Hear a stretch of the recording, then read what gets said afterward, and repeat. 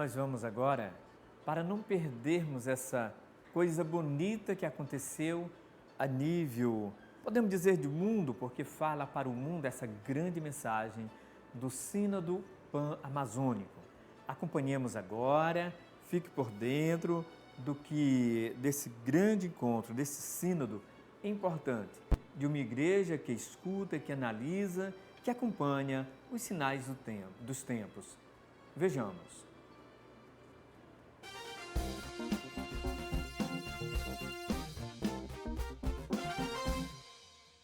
Olá, eu sou Manuela Castro, da CNBB, e ao meu lado Silvanei José, que é diretor da Rádio Vaticano.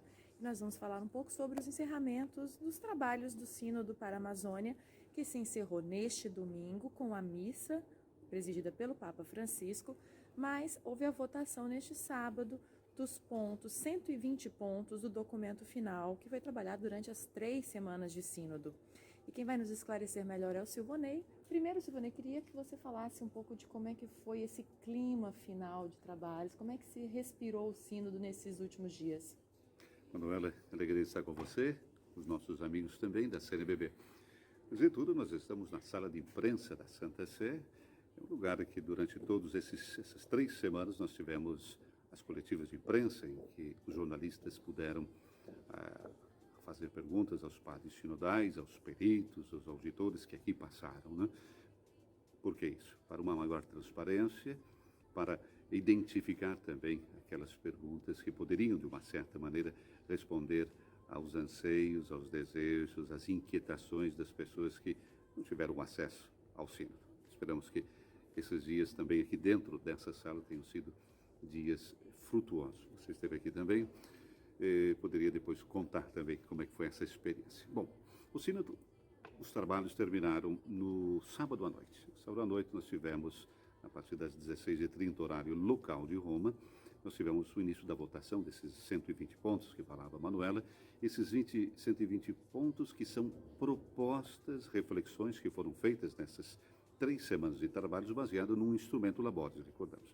Santo Padre, no primeiro dia, já disse, esse instrumento Labores é mártir, ou seja, vai morrer porque deve surgir alguma coisa de novo. E foi o que ocorreu. Esse documento final, com 120 pontos, com uma conclusão, naturalmente, nos dá mais ou menos a pista para o discernimento do Santo Padre, que já disse vai produzir um texto final, que será a exortação, será em forma de exortação apostólica ou de uma carta, não sei, vamos esperar um pouquinho, mas antes do final do ano, ele disse que não quer deixar passar muito tempo, quer fazer uma reflexão em cima daquilo que os senhores padres sinodais fizeram, uma proposta, tantas propostas, que o Papa agora, com discernimento, vai colocar tudo num documento.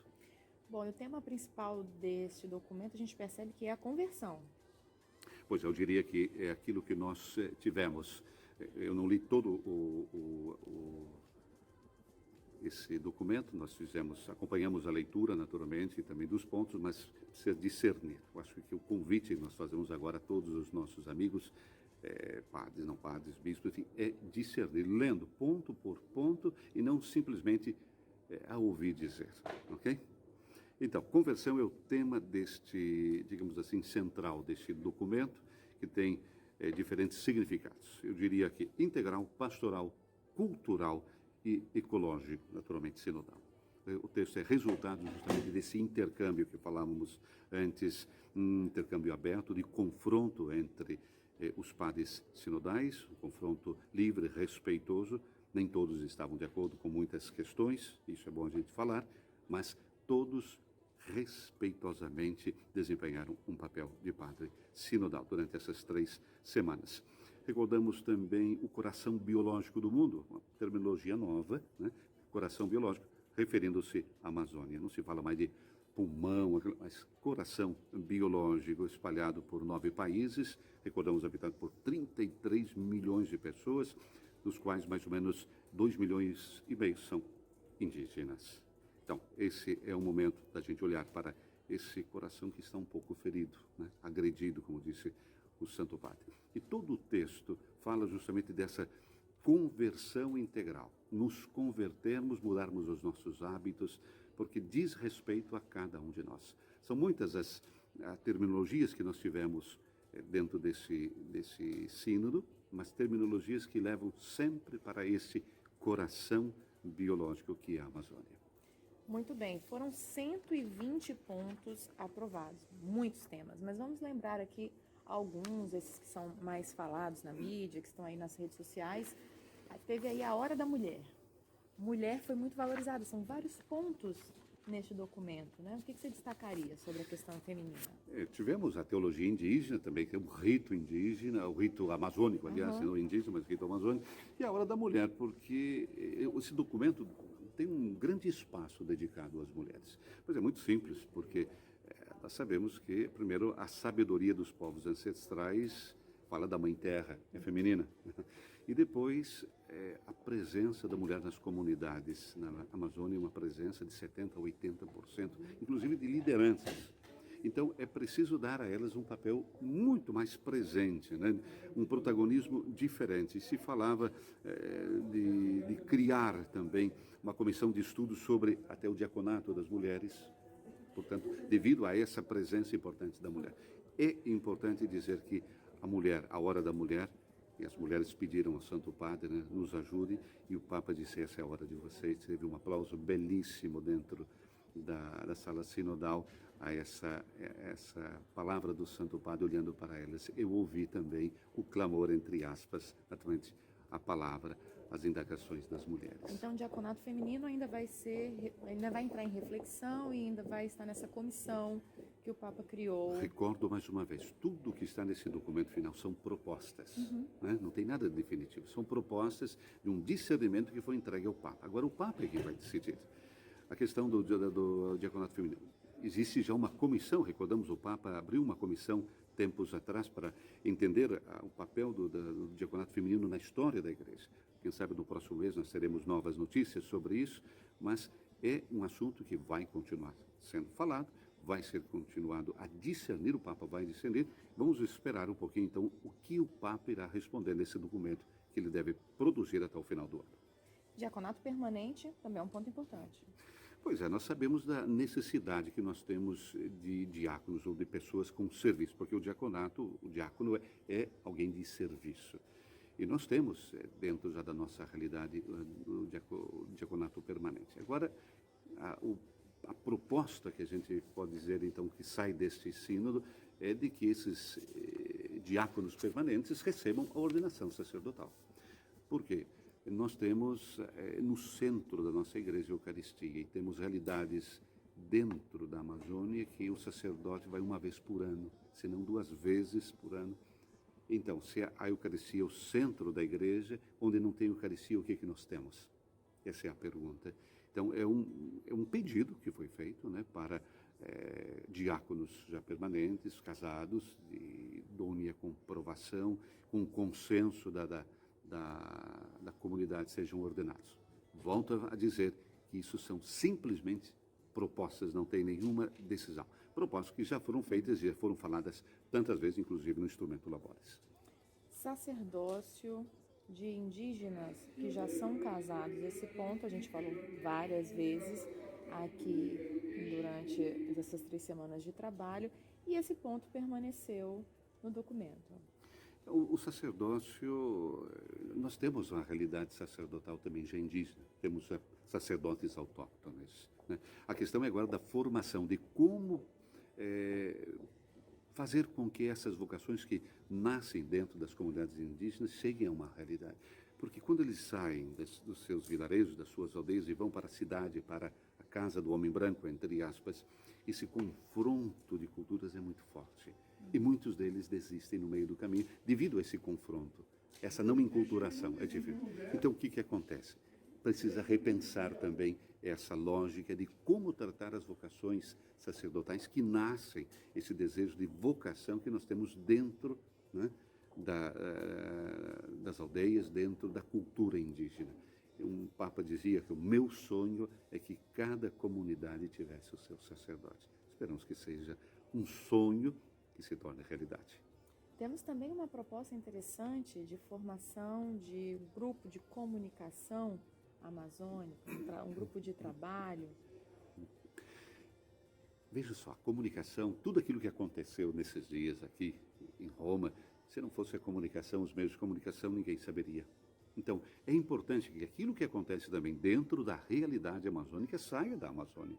Tem tantas experiências belíssimas, bonitas. A própria rede Eclesial Panamazônica produz conteúdos, mas se nós não produzirmos para que saia e tenha realmente esse contato com o mundo da comunicação, vai ficar somente ali.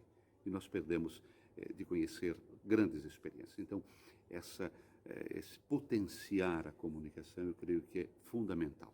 É fundamental para que aquilo que se realiza, se faz, seja também do nosso ganho, que nós possamos também ter acesso a essa experiência e, quem sabe, compartilhar e ajudar.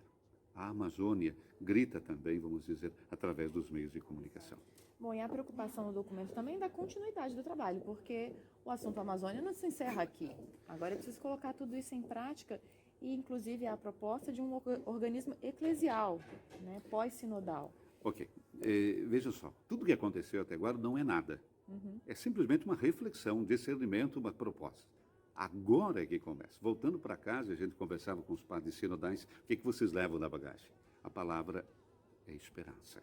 A esperança de que se converta, que o coração converta, que as pessoas se convertam, que o modo das pessoas de olharem a Amazônia se converta, mas se convertam aqueles que estão lá dentro também. Né? Falava um dos indígenas que é muito mais presente a palavra ouro do que a palavra de Deus nas realidades, certas realidades da Amazônia. E isso dói, é duro, mas é uma verdade. Então, o que vamos fazer? É hora de começar a repensar a Amazônia a partir de dentro. O Papa sempre falou, nós não temos que colonizar ninguém, não é isso, mas é aproveitar tudo aquilo que é a experiência ancestral, aquilo que é a cultura indígena, para podermos transformar. Mas também o homem branco que está lá, os nossos ribeirinhos que são tão sofridos, né? Os nossos próprios garimpeiros também são pessoas que estão lá com carne e osso, né? Que querem a sua dignidade, querem o seu trabalho, mas é o respeito da casa comum, o respeito da mãe terra, o respeito da floresta. É isso que o Papa pede. E essa é a conversão que nós falávamos antes. Como, então, enfrentar essa nova realidade, convertendo, quem sabe, a nossa maneira de ser, né? Nosso egoísmo, o Papa falava tanto disso, né? Porque muitas vezes fazemos tudo em nome do nosso egoísmo, do dinheiro, né? Do Deus dinheiro, enfim. É hora da gente repensar naquelas futuras gerações, aquilo que vamos deixar para as futuras gerações. Eu creio que esse repensar começa já hoje com esse documento, que vai ser, tenho certeza, lido nas comunidades, interpretado, discernido, e com uma atuação de todos nós. Não é simplesmente somente ler o documento, mas é atuar, é agir. É um grande processo que continua. Recordamos, o sino é caminhar juntos, é um processo que não termina simplesmente com um documento. Por fim, a preocupação, claro, com a casa comum, com a ecologia integral. São vários pontos também que mostram que essa preocupação, lógico, desde o início estava presente e que não podia faltar no documento final. A preocupação com a casa comum, e eu digo aqui uma frase muito bonita que foi dito por Dom Davi Aguirre, vigário apostólico em Porto Maldonado. A Amazônia está no coração da igreja. É preciso saber o que está ocorrendo nessa região atingida por ataques contra a natureza, contra os seus povos. É uma mensagem que quer transmitir aos povos da região pan-amazônica. E ele diz, quando eu voltar à Amazônia, eu creio que seria mais ou menos o pensamento de todos, quando eu voltar à Amazônia, direi que nós estamos no coração do Papa, mas não só, no coração de toda a igreja. Eu creio que esse é o pensamento de quem está indo embora daqui, né? De quem está voltando para a sua realidade, para o dia a dia. E como nós ouvimos tantas vezes falar durante o sínodo, nós temos ali sacerdotes, bispos com o pé no chão, o pé na lama. E aí eu creio que é justamente aquilo que pede o nosso Francisco, a igreja em saída. Silvanei, muito obrigada pela parceria, muito obrigada pelo Vaticano News ter trabalhado aí com a gente todas essas 3 semanas em sintonia com a CNBB. Muito boa sorte na continuação do trabalho aqui no Vaticano e conte sempre com a CNBB para todas essas ações de comunicação, estaremos sempre juntos aí em parceria. E muito obrigada a todos que nos acompanharam pelos canais da CNBB, essa cobertura intensiva do Sínodo para a Amazônia. Continue nos acompanhando, que ainda tem muita novidade pela frente em todos os canais da CNBB. Obrigada a todos que nos acompanharam e até a próxima. E nós estamos nos aproximando do final do ano e tem novidades nesse final de ano aqui em Caxias.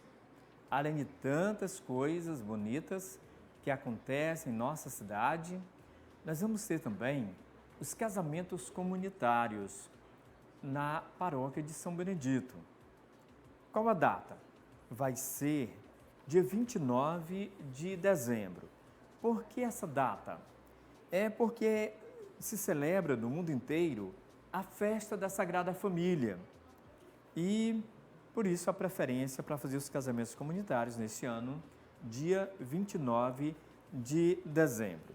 Aqueles que ainda não são casados no religioso, quando dizemos casado no religioso, casado católico, casado na igreja, representa a mesma coisa, né? É o sacramento que recebemos, o sacramento do matrimônio, o casado no padre, que alguns costumam dizer, mas você recebe a bênção para a sua família como um sacramento. Aqueles que não são casados na igreja, quais são os passos que se dá para se realizar isto? Primeiro, tira os batistérios, vai lá na paróquia, alguns ficam em dúvida, padre, eu fui batizado no meu interior, ele não existe mais, tal. Não vem tudo para a sede da cidade. Se você foi batizado, por exemplo, em outra cidade, outro estado, não tem problema. E se você não tem como ir buscar, a nossa paróquia dá um jeito, telefone, nós temos endereço de todas as paróquias do Brasil. Mandamos o buscar, fica muito mais fácil de fazer isso por telefone ou via carta do que você pegar um carro aí. Então, nós damos essa estrutura, ajudamos nesse sentido para aqueles que precisarem. Como é que tira o batistério para o casamento? Tem que vir escrito, porque o batistério, quando sai da igreja, todos saem com uma finalidade. Ele não pode sair sem finalidade, seja para os sacramentos, para receber um outro sacramento, Eucaristia, Crisma, ou o próprio casamento, para fins matrimoniais ou para fins de casamento. Leva também a registro de nascimento, RG, e se a pessoa já é casada na igreja, se já é casada no religioso, leva o seu certidão de casamento civil junto com a sua documentação. Também o certificado de um encontro que é feito, que nós chamamos de curso de noivos. Não é um curso, é apenas um encontro de um finalzinho de tarde e um outro dia um turno só. Então, e esse certificado tem como título curso de noivos. E quando você participa, a gente entrega para você. E um comprovante de residência. Só isto que precisa. Então, você pode procurar as paróquias, a paróquia mais perto de sua casa. Por exemplo, quem mora em cidades grandes, sabe? Em cidades grandes que tem várias paróquias, elas são divididas por proximidade, os bairros mais próximos daquela paróquia que você procura, tá certo? Então, procure a paróquia mais perto de sua casa para providenciar, se precisa alguma dúvida, apresentar sua documentação. Repetindo, o batistério e seus documentos e o curso de noivos e comprovante de residência. Então, procura a gente. E você que mora perto da paróquia de São Benedito, nesses bairros ou nessa região, limite de União, do Rio para cá, limite também com Aldeias Altas, Coelho Neto, até aqui um pouco o centro da cidade de Caxias, uma boa parte do segundo distrito é paróquia de São Benedito. Eu tenho o prazer de lhe acolher lá para a gente conversar, os nossos secretários lhe acolhem e para receber esse grande sacramento. Sejam aqueles que já vivem juntos, morando juntos, que são casados só civilmente, mas agora querem uma bênção de Deus para a sua família, para o seu amor, para o seu casamento. Então, nos procure. E já pode ir levando seus batistérios. Uma boa parte das pessoas que nasceram nessa região aí, seus documentos estão lá na paróquia de São Benedito, seu batistério. É apenas 1 minuto para encontrarmos. Já estão todos digitados e é apenas 1 minuto para encontrar o seu documento. Então, nos procure. Tenha a sua cidadania católica. Como é essa cidadania católica? Vou explicar para você. Recebendo os sacramentos. Recebendo os sacramentos. Por isso, conversa lá com a gente. Todos os dias eu atendo, mas de um modo especialíssimo, às quintas-feiras. Fora esse horário que estou aqui na TV, fico lá na Paróquia São Benedito, atendendo a manhã inteira e também boa parte da tarde e até às 19 horas. Nos procure para ter essa cidadania católica e também entender para receber os outros sacramentos que Deus e a Igreja lhe dá. Nós devemos receber de Deus e da Igreja tudo que Deus e a Igreja nos oferecem. Tenho o prazer em lhe ajudar a receber todos esses sacramentos, toda essa graça de Deus que Ele lhe oferece. Nos procure. E agora, você que acompanhou esse programa de hoje, que rezou conosco, receba a bênção de Deus Todo-Poderoso. O Senhor esteja convosco, que Deus esteja sobre vós para vos abençoar, diante de vós para vos conduzir, atrás de vós para vos proteger, ao vosso lado para vos acompanhar e dentro de vós para ter saúde, paz e alegria. E eu, em nome de Deus, a Igreja, vos abençoo, em nome do Pai, do Filho e do Espírito Santo. Fiquem todos com Deus.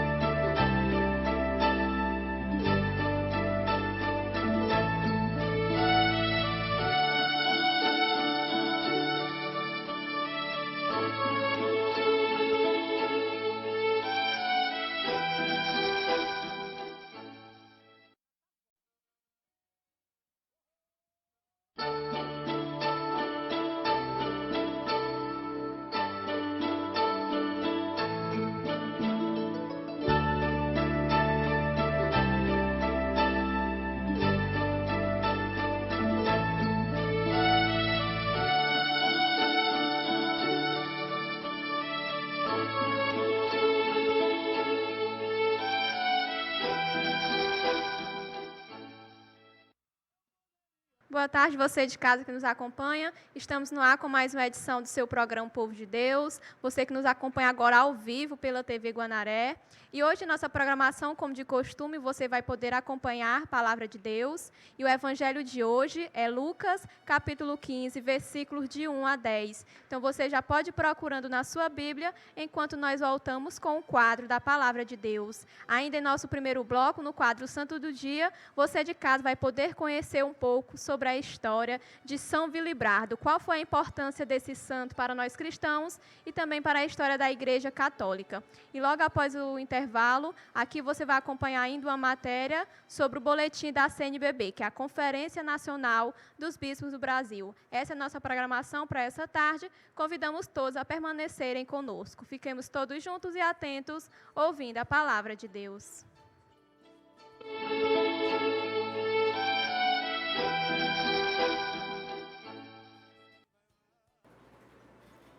O Senhor esteja convosco.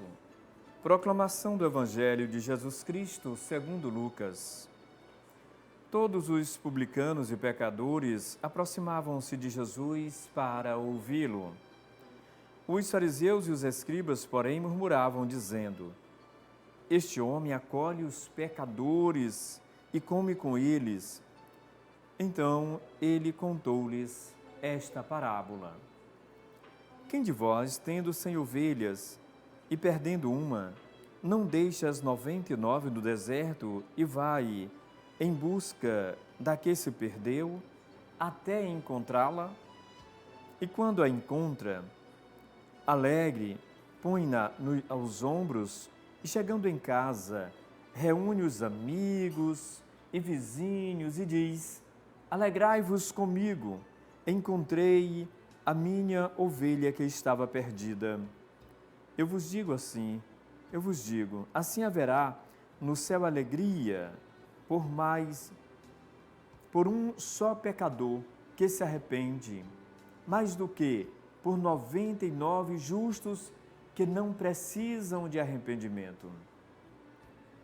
Ou qual a mulher que, tendo 10 moedas de prata e perdendo uma, não acende a lâmpada, varre a casa e busca cuidadosamente até encontrá-la?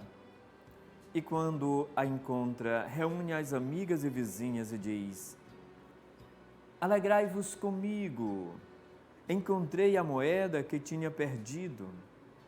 Assim eu vos digo, haverá alegria entre os anjos de Deus por um só pecador que se arrepende. Palavra da salvação. Esse é o jeito de Jesus, de acolher, de amar, de perdoar, de dar uma nova oportunidade. E você que nos escuta agora, pode estar dizendo, mas eu também tenho essa chance, eu também tenho a oportunidade, apesar de meus numerosos pecados. Essa graça, o perdão de Deus é para todos e todas. Esse é o jeito de Jesus. Ele não veio para condenar, mas para salvar. Queridos irmãos, queridas irmãs, esse jeito de Jesus, um jeito includente, um jeito em que recupera a pessoa, apesar de tanta divindade, de tanta glória, ele entende as mazelas humanas e quer resgatar a pessoa, tirar de seus limites humanos, seus limites, sobretudo do pecado. Por isso, queridos irmãos e irmãs, é necessário essa dimensão da graça. Primeiro, sinta que Deus é bom, que Deus é misericordioso e Jesus representa esse amor de Deus. Primeiro ponto, sentir que Deus é misericordioso. Segundo ponto, se arrepender dos seus pecados. Se arrependa dos pecados e comece uma vida nova. Se arrepender dos pecados para dizer, Senhor, pequei, mas meu coração não está feliz. Eu sei que tenho outra maneira de viver. Nesse segundo ponto, lembre, se arrepender dos pecados. Terceiro ponto, busque também esse perdão de Deus de maneira como um sacramento, que vai à igreja, pede o sacramento da penitência e assim, como um sacramento, você está perdoado. Lembremos aquilo que Jesus diz em João capítulo 20, os pecados que vocês perdoarem, eu perdoarei, os pecados que vocês não perdoarem, eu não perdoarei. Quarto ponto, também, perdoe a si mesmo, sabe? Perdão de Deus, perdão da igreja, que é o mesmo perdão de Deus, também se perdoe. Às vezes, tenho visto pessoas já com 70 anos ou mais, sofrendo por uma coisa que aconteceu ainda quando era adolescente. Ali também, querido irmão, irmã, foi a idade.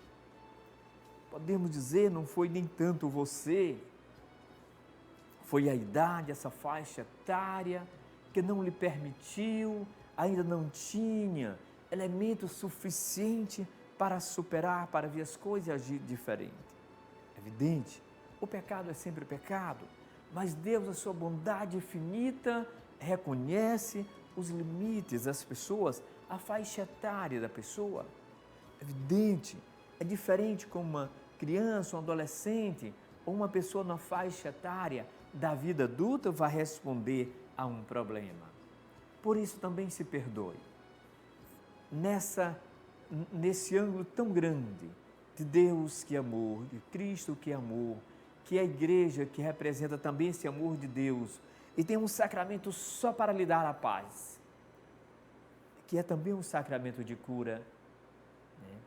O perdão dos pecados. E você também se perdoando, evitando esses elementos, podemos dizer, psicológicos da culpabilidade. O pecado ser uma culpa, mas existem também os sentimentos, ressentimentos da culpabilidade. E você também precisa ter essa atitude de quem dá uma olhada para frente e se projeta em Jesus, que é amor, e esqueça o pecado, supere. Diante de tanto amor, comece uma vida nova. Não fique como um carro atolado na lama lá do interior, né? Que não consegue sair do lugar. Não, você é filho e filha de Deus. Tem a amizade de Deus, o amor de Deus. Vamos à frente. Deus lhe fez para a graça. O quinto ponto. Aquilo que você pode fazer uma reparação, faça. Costumo dizer, se você fez 1 grama de pecado, podemos dizer, ou uma coisa que ofendeu a alguém, estou falando de maneira simbólica, disse uma palavra ruim para alguém, use 1 grama de uma palavra ruim, use 1 quilo de ternura e de bondade. A ternura do presente apaga as mágoas do passado. Lembre-se disso. A ternura do presente apaga as mágoas do passado. Querido irmão, querida irmã, mas você tem que superar. Tire a angústia do seu coração. Imagine um cesto de lixo, que bota tudo ali que não presta. Não faça do seu coração, da sua mente, um depósito de ressentimentos, de pecado, de coisas ruins. Já apresentei tantas possibilidades de você se libertar. Você não deve ser um depósito do lixo de tudo isso que foi falado. O pecado, as angústias, tristeza, tudo isso. Mas você tem que ser um pedacinho do céu, viver alegre, feliz. Por quê? Mesmo com os limites humanos, Deus lhe ama para valer. Por isso, acredite, caminhe, lute, supere. Tem aquele que está sempre conosco. O Espírito Santo, como que nos ajudando a renovar, a melhorar, como que dando gritos dentro de nós, gemidos dentro de nós, nos dando também o sentimento de entender o que fizemos para nos arrependermos e procurarmos uma saída, aquela que dá para nós novamente a dignidade cristã. Digo isso, queridos irmãos e irmãs, em virtude do Evangelho de hoje, Lucas, capítulo 15, versículo de 1 a 10, em que Jesus, nesse seu jeito belíssimo, por isso, gente, cativem também a Jesus. Ele, mesmo diante do pecador, o que é que ele diz? Né? Que há mais alegria no céu por um só pecador que se converte do que por 99 justos que não precisam de conversão. Veja só, é isso que Jesus diz. Em vez de ele vir acusar, não, ele não acusa. Ele nos convida a sermos melhores. Ele nos convida a resgatar a vida e a dignidade e a paz dentro de nós. Esse é o jeito de Jesus. Por isso, prefira-o, ame-o, busque-o, queira-o, seja amigo, porque ele vem para nós não com aquele trazendo mais um fardo, mais um peso, mas dizendo: meu irmão, minha irmã, mesmo com isso que tu fizeste, com esse teu limite, conta comigo, me procura e eu te perdoarei. Quero que tu sintas a minha alegria, a alegria no céu, festa feita pelos anjos, pela tua mudança de vida. E aí, queridos irmãos e irmãs, está aparecendo na sua vida elementos em que você tem melhorado? Costumo dizer, quem não melhora, piora. Hoje, eu tenho que ser melhor, você tem que ser melhor do que o dia de ontem. Amanhã, eu tenho que ser melhor, você também tem que ser melhor do que o dia que vivi hoje. E se a gente conseguir cada dia melhorar um pouquinho, a gente chega até aos altares. E os altares foram feitos para a gente, para você, para mim, para todos nós. Não é só para os santos que já conhecemos, mas para aqueles que se converteram, acreditaram no grande amor de Deus e se projetaram em Jesus, que vai à nossa frente, nos convidando a seguirmos o mesmo caminho. E agora vamos ao quadro do santo do dia. Acompanhemos.